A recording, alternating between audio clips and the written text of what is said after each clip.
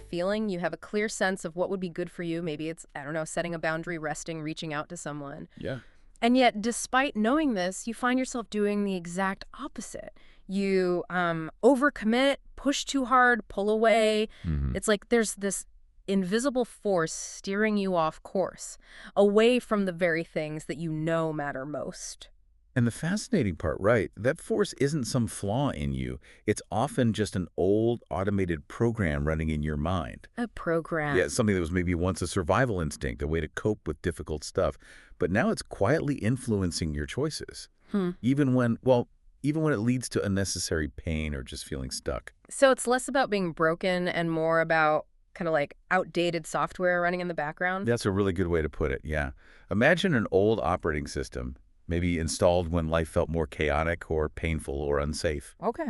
It was designed to navigate that specific world, Right. offering protection through, say, control or avoidance. Makes sense. But now, in your present life, that same system resists change, sees necessary risks as dangerous, and it just defaults back to familiar patterns, even if those patterns are actually hurtful now. That really resonates. And okay, so in this deep dive, we're going to explore exactly this, how this internal system gets built, how it shows up day to day through these sort of hidden agendas, Hmm. and crucially, how different therapeutic approaches can offer a kind of upgrade. Yeah, helping you step out of those old loops and build a life that, truly fits who you are now. Exactly.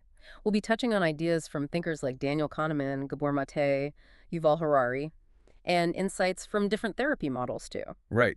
Looking at how these internal blueprints formed and how practices like mindfulness, ACT, and CBT can help you navigate them differently. That's the plan. Okay, so we have this internal autopilot, this old OS, running things behind the scenes. Where does it even come from? It's not like we're born with a default setting for self-sabotage, is it? No, absolutely not. It's constructed, built over time, usually starting quite early. Think of the mind in childhood as kind of swift builder. A builder. Yeah, rapidly creating efficient systems to keep you safe. Shortcuts, basically. Don't touch the hot stove. Simple, physical stuff, Got it. but also more complex ones based on emotional or relational experiences. Stay quiet to avoid upsetting dad. Or numb this feeling to just keep going. These immediate fast responses form the core of that original system. And this fast, automatic way of processing, that sounds a lot like something Daniel Kahneman described, right? His System 1 thinking. Exactly right. What we're calling the rapid builder or survival engineer aligns perfectly with what Kahneman called System 1. It's fast, automatic, intuitive. It runs with very little conscious effort, constantly in the background. So it's making quick decisions based on patterns, past experiences. Yep. Recognizing a face, understanding simple language, reacting instantly to a loud noise, that's all System 1. Our gut feelings, One's snap too good. judgments. Yes, that's it. It's brilliant at rapid assessments. And these responses are heavily influenced by older brain parts, like the amygdala. Joseph Ledoux talks a lot about this. The brain's alarm system. Pretty much. The amygdala detects potential threats and triggers immediate protection, like freezing, fighting, fleeing, often before your conscious brain, your system 2, even fully gets what's happening. Wow, okay. Essential for survival back when physical dangers were everywhere. Speed and safety were priority number 1 for that original OS. Okay, that makes total sense for immediate danger. A tiger jumps out, you react. But why would an old response, like say shutting down emotionally when things get tough, keep running years later when there's no actual tiger? Great question. Because the system doesn't automatically update just because your world changes. Those initial programs were adaptations that work then. Right. And as Gabor Maté emphasizes, trauma or even just really difficult early experiences, Right. it isn't just what happens to you, it's what happens inside you as a result. So if expressing needs led to feeling unsafe or maybe getting rejected, the system might have coded a rule. Vulnerability equals danger. Shut down, stay safe. That was smart then. Exactly. It was an intelligent protective strategy for a younger you. But later, it becomes this automatic reflex, causing problems like suppressing emotions long after the original danger is gone. And it's not just our personal history influencing this, is it? There's like a bigger picture too. Absolutely. Yuval Harari talks about culture itself acting like a collective operating system. We absorb shared narrative, beliefs, expectations. Like what? Oh, the silent scripts. You must always be busy. Difficult emotions mean you're weak. Success is never failing.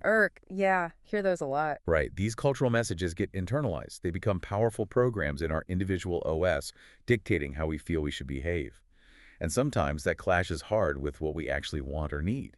So between our past experiences and these cultural pressures, we're carrying these old instructions around and then wondering why we feel anxious or stuck or just exhausted when they don't match our current reality. Precisely. And the unintended consequence is that the very thing that helped you survive the past can actively block your growth now. How so? Well, avoiding the fear of failure might turn into chronic procrastination. Trying to control everything, that can lead straight to burnout. Numbing emotional pain often results in feeling disconnected from yourself and others. So those old survival routes become detours. Yeah, exactly. Uh, They offer a temporary escape, maybe a fleeting sense of safety, but they lead you away from where you actually want to go. it's like ending up in a swamp, maybe. You're not drowning, but you're definitely stuck, not moving forward. That's a perfect image. You get that moment of relief avoiding the discomfort, but the long-term price is stagnation, disconnection. The OS defaults to avoid discomfort, numb pain, control the uncontrollable. And while it gives that instant fix, It often prevents the very experiences that lead to growth, to genuine connection, to feeling alive. wow. So the initial builder, the survival engineer, it meant well, Totally. but its old programming is now sending us down paths that just don't work for our lives anymore. And if we don't become aware of it, we just keep repeating the same loops. That's the cycle.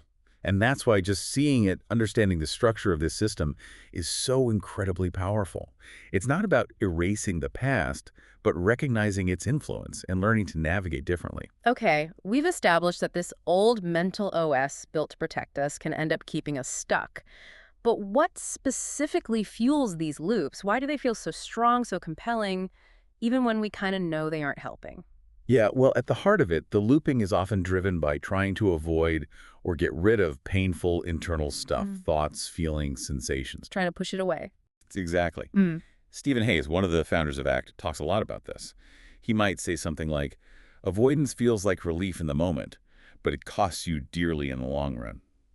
The system learns certain feelings are bad or dangerous and launches automatic ways to make them just go away. Like feeling anxious about a party and instantly deciding to stay home, even if part of you really wanted to go. Classic example. That's what we could call the pain numbing program, or technically experiential avoidance. It's an automatic reaction the OS launches when discomfort pops up. Anxiety, sadness, shame. Right. The program prompts immediate action aimed at quick relief. Scroll on your phone, grab food, isolate, get super busy. Whatever worked before to numb things out. And it does work temporarily. It does, which powerfully reinforces the behavior. But as ACT really highlights, this constant avoidance of unwanted internal experiences, even when it's ultimately harmful, becomes the core problem. And it's sneaky, isn't it? You tell yourself you're just tired or being sensible or you'll do it tomorrow, when really you're just trying to dodge the discomfort. Oh, the OS is a master of justification. And this brings us to another key hidden agenda, what ACT calls cognitive fusion. Fusion, like stuck together. Exactly. This is when your thoughts don't just appear. Yeah. They show up demanding to be treated as absolute truth, as commands to be obeyed instantly. So the thought I am a failure doesn't just feel like a thought. It feels like a fact about reality. Precisely. You get fused with the thought. It feels like your identity or an undeniable rule. And the OS says, well, if you're a failure, don't even try. Hide. Oh. You stop seeing other possibilities. You start living according to this thought dictator. Stephen Hayes explains fusion as treating thoughts as literal truths, urgent rules, rather than just mental events passing through. And that dictates behavior, severely limiting your freedom. That's incredibly powerful and terrifyingly familiar. Those moments where logically, a thought isn't totally true, but it feels completely undeniable. It really does. Elaine de Botton talks about our minds as these constant meaning-making machines. And without enough emotional awareness or psychological flexibility, we often mistake a temporary feeling or a fleeting thought for some permanent, objective truth. So the old OS treats fear like a guaranteed disaster warning. Yeah, or shame, like it is your core identity, or sadness, like proof that everything's hopeless forever. Following this thought dictator blindly leads to so much suffering because you're reacting to inner weather like it's the external reality. So the pain numbing and the thought dictator are running in the background, constantly shaping our reactions. Constantly. And unless you develop the awareness to see them, they pretty much run the show. What chances you take, how you handle conflict, how you see yourself, it's all influenced. That's the experiential avoidance and cognitive fusion in action. Right. And Russ Harris uses that great metaphor of the struggle switch for avoidance. Hmm. Trying to push away discomfort doesn't make it go away. It just hooks you into this exhausting tug of war that Yeah. keeps you stuck. Yeah, I like that. The core principle in ACTS is pretty stark here. What we resist persists. This constant internal fight just drains your energy and stops you moving toward what you actually care about. And the real cost of these hidden agendas, it sounds huge. It is. Even though they started as protection, they end up costing you the vibrant, connected life you probably want. You see it in relationships strained by isolation. Because of the avoidance. Exactly. You see it in dreams paralyzed by fear of failure. Driven by fusion with those I'm not good enough thoughts. Right. In chronic self-doubt that just eats away at confidence. In burnout from constantly fighting yourself or chasing some impossible standard of perfection. It leads to what some people call unworkability, doesn't it? That feeling that what you're doing just isn't working anymore. Yes, exactly. Psychologists like Zindel Segal and Mark Williams in their work on mindfulness-based approaches talk about this. How these patterns of rumination and avoidance lead to this state of unworkability. Your current coping strategies just aren't moving you towards what matters. But the key is you're not broken. Not at all. You've just become incredibly over-adapted to a past situation, and those adaptations are now getting in your way. Okay. So if these hidden agendas are the default programming keeping us stuck, how do we interrupt that? How do we start to, reclaim our minds and upgrade the OS? Right, and that's where the possibility really opens up. Because you are absolutely not doomed to be run by that old system. Okay, so the good news is we aren't stuck with that old survival programming forever. There's an upgrade path. How do we access it? Well, remember, the old OS runs mainly on System 1, fast, automatic, intuitive. Right. The upgrade involves consciously bringing in System 2, the slower, more deliberate, effortful part of your mind. Mm. Kahneman describes System 2 as your ability to reason, to calculate, to make conscious choices. It's your potential manual override. So not deleting System 1. No, you need it. It's about creating the capacity to pause, notice what the autopilot is doing, and consciously choose if that response actually serves you now. Building awareness, then gaining the power to choose? Exactly. And that process often starts with mindfulness. Think of this as installing an observer app. Ah, I like that. Mindfulness, as taught by people like Jon Kabat-Zinn, is about intentionally paying attention, turning into your present experience thoughts, feelings, sensations, the world around you, without getting swept away by it or judging it harshly. Just noticing. Just noticing the old OS running. There's that familiar urge to avoid this tough conversation, or, there's that thought, I'm not good enough again. And just noticing creates a bit of distance, doesn't it? It creates crucial psychological space. This is that space Viktor Frankl talked about. Between stimulus and response, there is a space.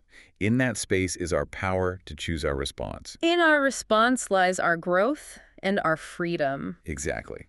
Mindfulness helps you find and widen that space. Instead of being instantly hijacked by the old program, you get a moment to observe it and decide how to respond. Okay, so mindfulness helps us see the OS running. What's the next layer in this upgrade? The next layer often involves fundamentally changing your relationship with those difficult internal experiences you're now noticing. And this is where ACT, acceptance and commitment therapy, offers really powerful tools. Okay, ACT. ACT isn't about trying to get rid of difficult feelings like anxiety or sadness. It's about learning to make space for them, allowing them to be there without letting them automatically dictate your actions. So instead of fighting them, Yeah, you just let them hang out. sort of. It's more like learning to coexist. We call it acceptance.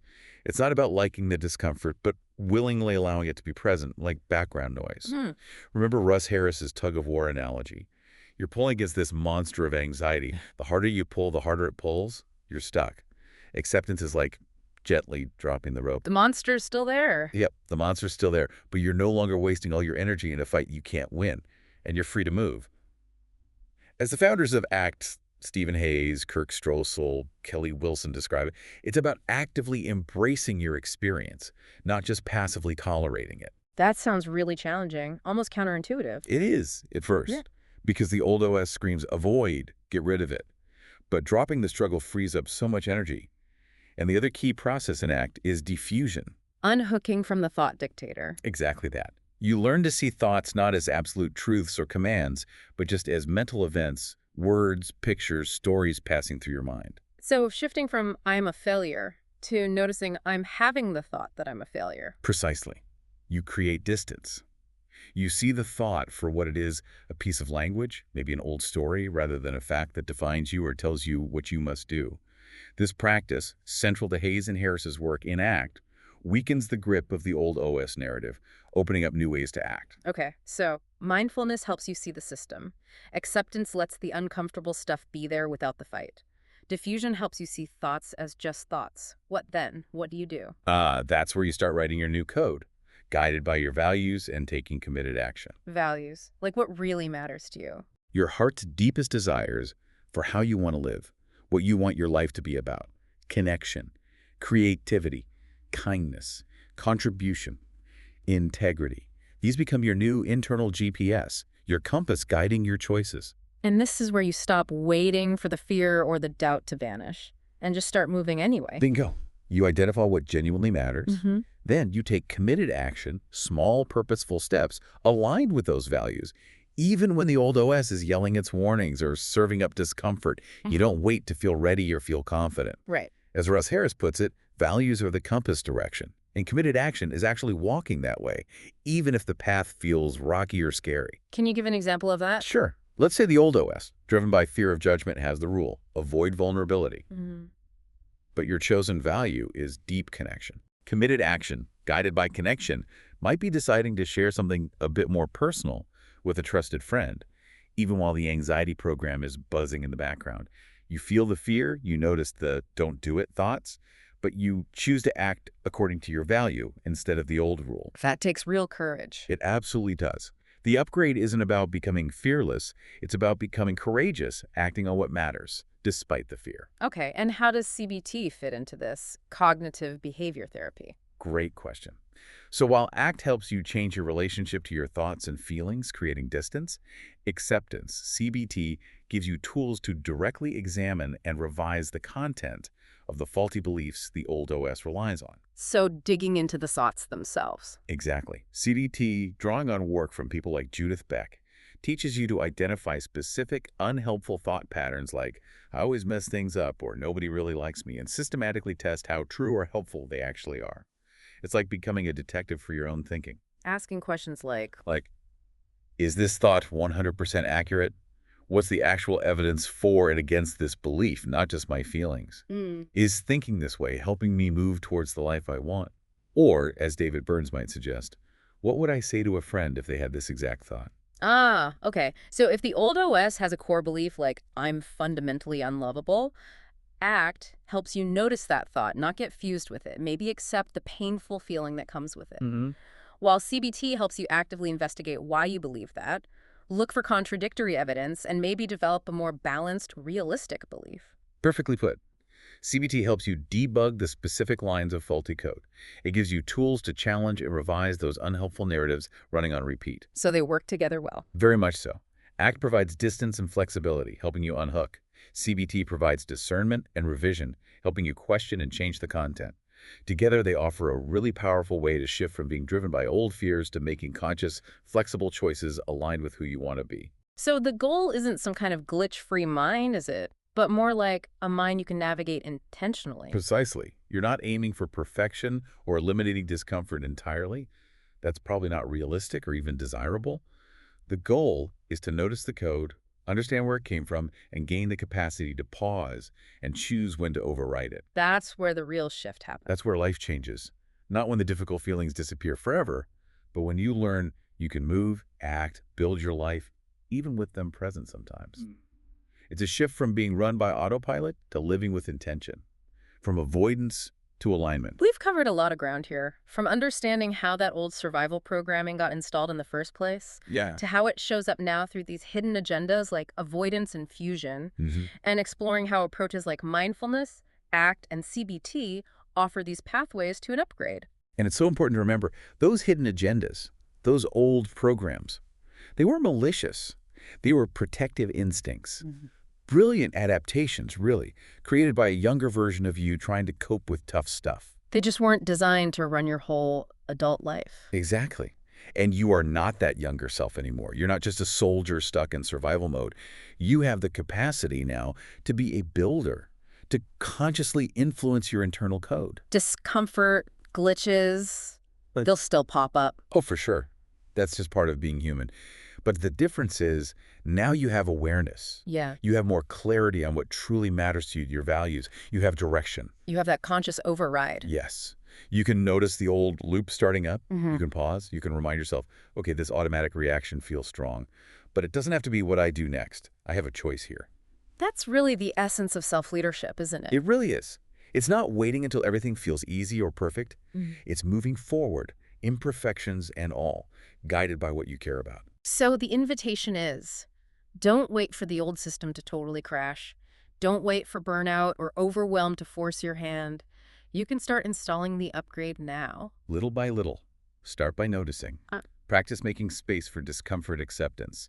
Learn to unhook from those sticky, demanding thoughts to fusion, and take small, committed actions based on your values. Your life isn't waiting for you to be perfectly calm or totally ready. Not at all. It's waiting for your conscious, values-driven participation, even when it feels messy or scary or just really human.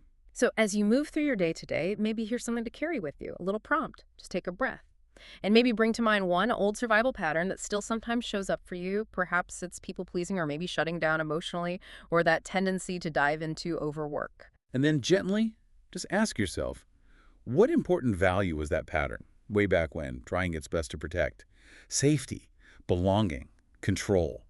And now, thinking about your values today, what's one small new action you could maybe take that would honor that underlying value without falling back into the old self-sabotaging pattern? You don't need all the answers right now. It's not about fixing everything at once. Just notice, choose, participate. Remember, you are not broken. You are upgrading one conscious choice at a time.